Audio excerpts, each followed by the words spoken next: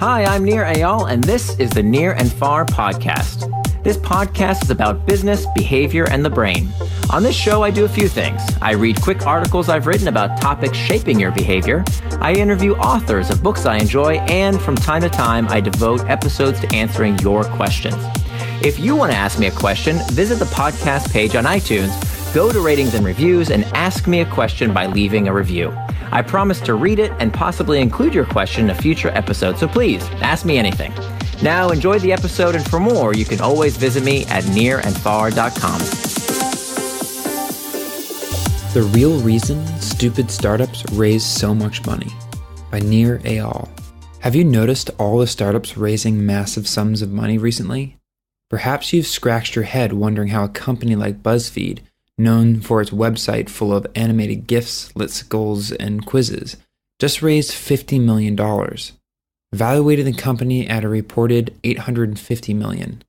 Snapchat, the messaging app known for helping teenagers sex one another, reportedly received a $10 billion valuation from its investors. Has the world gone mad?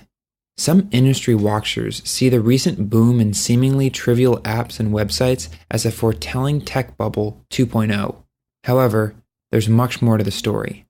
Our knee-jerk reaction to classify innovation as either important or frivolous is exactly why many are left aghast when previously diminished companies reveal shocking valuations in ridiculous investment rounds. Vitamins and painkillers.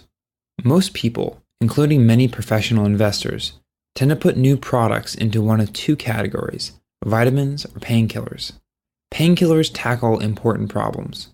They solve an obvious need, relieving a customer's specific pain and addressing a quantifiable market. Think Tylenol, the brand name version of acetaminophen, and the product's promise of a reliable relief. It's a kind of ready-made solution for which people are happy to pay. Innovators in companies big and small are constantly asked to prove their idea is important enough to merit the time and money needed to build it. Gatekeepers, such as division heads and managers, want to invest in solving real problems or meeting immediate needs by backing painkillers. In contrast, vitamins do not necessarily solve an obvious pain point. Instead, they appeal to users' emotional rather than functional needs. When we take our multivitamin each morning, we don't really know if it's actually making us healthier. Efficacy is not why we take vitamins. Taking a vitamin is a check-off-your-list behavior we measure in terms of psychological rather than physical relief. We feel satisfied that we're doing something good for our bodies, even if we can't tell how much good it's actually doing us. Unlike a painkiller, which we cannot function without, missing a few days of popping vitamins, say while on vacation, is no big deal. Likewise, people tend to dismiss innovations like BuzzFeed as vitamins, believing it's a nice-to-have product, but not a must-have. And for the most part, they're right.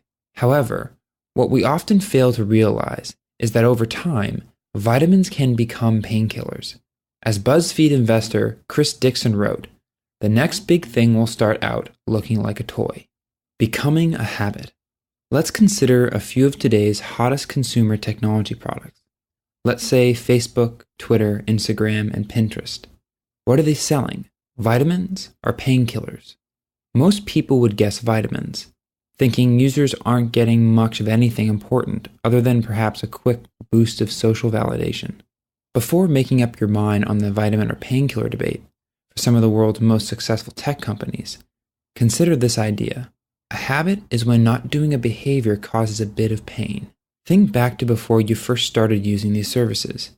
No one ever woke up in the middle of the night screaming, "I need something to help me update my status." Like so many innovations, people did not know they needed Facebook until it became part of their everyday lives, until it became a habit. It is important to clarify that the term pain point, as it is frequently used in business school and marketing books, is somewhat hyperbolic. In reality, the experience we are talking about is more similar to an itch, a feeling that manifests within the mind and causes discomfort until it is satisfied. The habit-forming products we use are simply there to provide some sort of relief.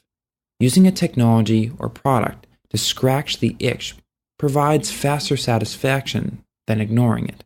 Once we come to depend on a tool, nothing else will do. Seeking pleasure and avoiding pain are two key motivators in all species. When we feel discomfort, we seek to escape the uncomfortable situation. Over time, the solution to the user's pain is found in the product's use. Habit-forming technologies seem, at first, to be offering nice-to-have vitamins, but once the habit is established, they also provide an ongoing pain remedy.